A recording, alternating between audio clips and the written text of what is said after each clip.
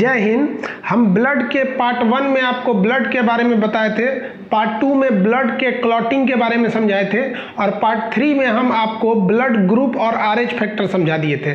और उसमें बोले थे कि हम पार्ट 4 में हम आपको ये बताएंगे कि अगर पेरेंट्स का यानी मेल और फीमेल का ब्लड ग्रुप कौन सा है तो उसमें बच्चे का ब्लड ग्रुप की संभावना कौन सी होगी।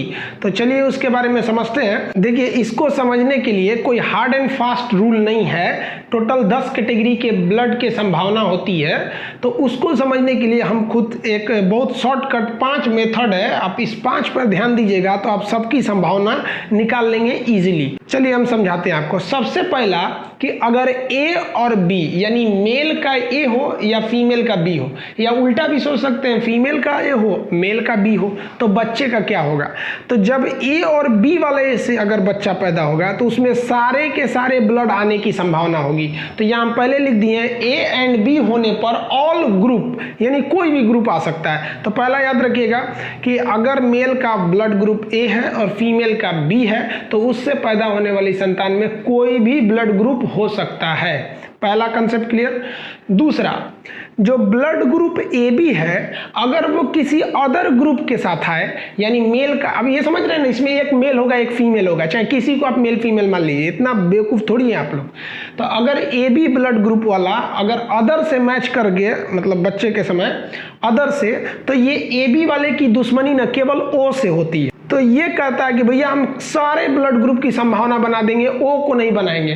तो AB जब अदर से करता है तो O को छोड़कर सब ग्रुप हो सकते हैं, जितने भी ग्रुप है ना सभी ग्रुप हो सकते हैं, बस O नहीं रहना चाहिए जब कभी भी AB बनाए। तो जैसे मान लिया कि पिता का ब्लड ग्रुप AB है और माता का B है, केवल B, तो O को छोड़ दीजिए, बाकी सब आ जाएगा। A आ जाएगा, A आ जाएगा, B आ जाएगा, AB आ जाएगा, लेकिन O नहीं आएगा।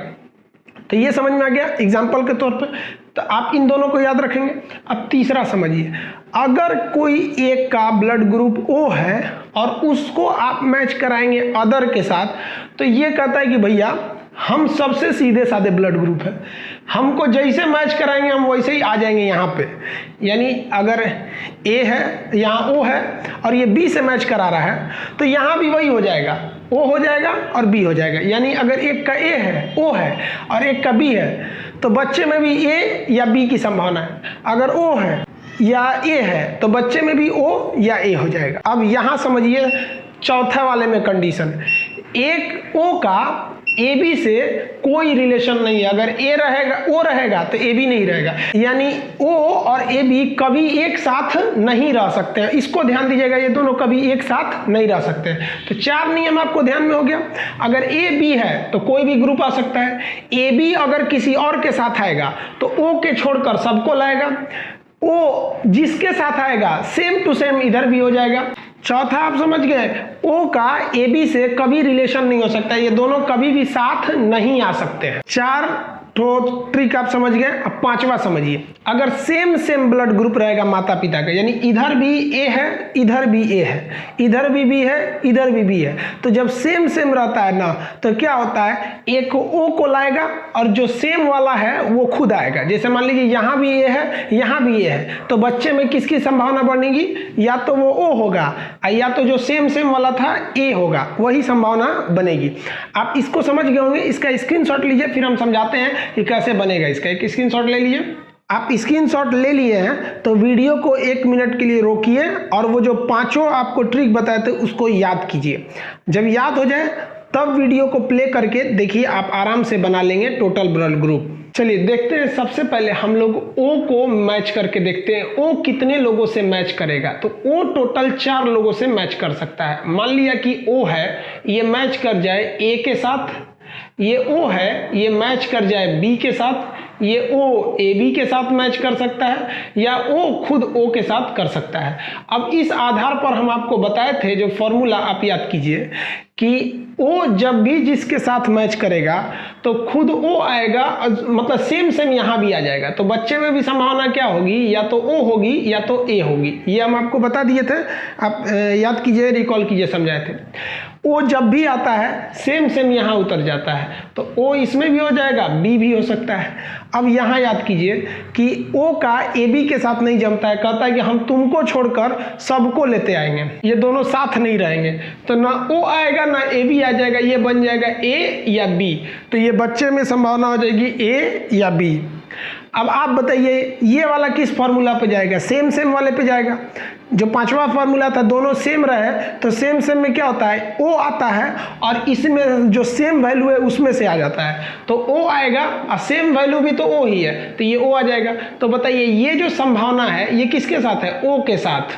अब हम अगला समझते हैं ए के साथ। ए कितने तरह से पेयर बना सकता है, तो पांचवा, छठवां, सातवां, ये हम लोग समझ जाते हैं ए के साथ। देखिए ऐसा भी हो सकता है कि ए, देखिए ए ओ से बना चुका है, अब ए ओ से नहीं करेगा, हो सकता है ए से कर ले, ये वाला ए बी से कर ले, और यही वाला ए बी से कर ले। अब आप कहिएगा ओ से क्यों नहीं कर रहा है, तो यहाँ ओ से तो कर चुका है। अब यहाँ आप संभावना बना लीजिए कि बच्चे में संभावना क्या होगी। फॉर्मूला देखिए, सेम सेम रहता है तो एक ठो लाता है ओ और एक लाता है सेम वाली वैल्यू, तो ये सेम वाली वैल्यू हो गई। अब देखिए आपको पहला फॉर्मूला बताए थे, ए बी अगर रहेगा तो सबसे ज्यादा संभावना होगा, ए भी हो सकता है, बी भी हो सकता है, ओ भी हो सकता है और ए बी भी हो सकता है, तो ये संभावना सबसे ज्यादा लाता है। अब ये बताइए, ये हम बताए थे कि अगर ए बी आता है, अगर ए बी किसी से मैच करता है तो ओ को छोड़कर वो सबको लेके चला आता है, तो ये ए को भी ला सकता है, बी को भी ला सकता है, खुद ए भी आ सकता है, लेकिन ओ को ये नहीं लाएगा। तो ये जो संभावना बन रही है ये ए के साथ बन रही है। अब हम समझते हैं बी कैसे कैसे बनाएगा, तो उसके लिए एक और बनाते हैं 8 और 9। देखिए ये 8 9 कैसे, क्योंकि अब यहाँ हो गया बी किसके किसके साथ मैच कर सकता है। देखिए यहाँ बी ए के साथ मैच कर गया है, अब उसको नहीं लगाएंगे, और यहाँ बी ओ के साथ मैच कर गया है, यानी बी बचा एक अपने बी के साथ और एक ए बी के साथ बच गया, यही ना बच गया। अब आप बताइए यहाँ कौन फॉर्मूला लगेगा, सेम सेम है तो क्या होता है, ओ आता है और खुद एक तो सेम वाली वैल्यू आ जाती है, तो एक ओ आ जाएगा, एक खुद ये वाली वैल्यू बी आ जाएगी। अब आप बताइए ए बी जिसके साथ भी मैच करे, ए बी जिसके साथ भी, तो ओ को छोड़ के वो सबको लेके चला आता है, तो ओ को छोड़ दीजिए, सबको लाएगा, किसको लाएगा, ए को लाएगा, बी को लाएगा और ए बी को ला सकता है। ये ए बी जो रहता है ओ को लेकर नहीं आता है, ये हो गया यहाँ पर। ये किसके साथ संभावना बनी, बी के साथ। अब यहाँ समझिए ये 10 नंबर में क्या होगा, देखिए ओ सबके साथ हो चुका है, ए सबके साथ हो चुका है, बी हो चुका है, अब बचा ए बी। अब यहाँ आप ध्यान से देखिएगा, ए बी जो है वो बी से कर चुका है, ए बी जो है वो ए से कर चुका है, ए बी जो है जो ओ से कर चुका है, तो यहाँ बचा केवल ए बी से।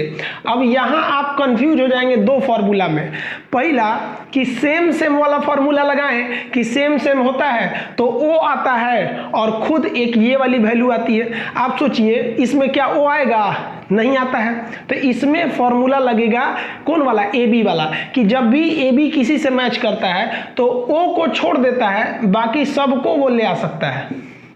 ये समझ में आ गया।